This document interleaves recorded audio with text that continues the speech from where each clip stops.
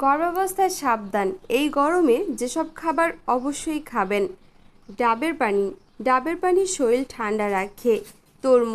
তরমুজ ও ভাঙি পানির ঘাটতি কমায়। কলা শক্তি বাড়াবে, তাই নিয়মিত কলা খাবেন। দুধ ও দই ক্যালসিয়াম দেয়। ডিম প্রোটিন দেয়। মাছ মাছ বাচ্চার বৃদ্ধি ভালো করে, তাই নিয়মিত মাছ খাওয়াবেন। সবুজ শাকসবজি রক্ত বাড়ায়, তাই সবুজ শাকসবজি খাবেন। এবং আপেল ও মৌসুমী ফল ভিটামিন দেয়, নিয়মিত তা খেতে পারেন আপনারা।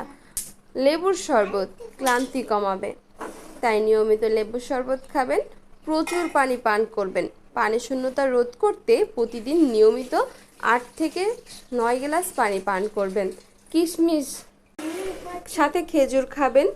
খেজুর ও কিশমিশ খুব বেশি শক্তি বাড়ায় এবং রক্ত বাড়ায়। শসা ও সালাদ শরীর সতেজ রাখে, নিয়মিত শসা খেতে পারেন।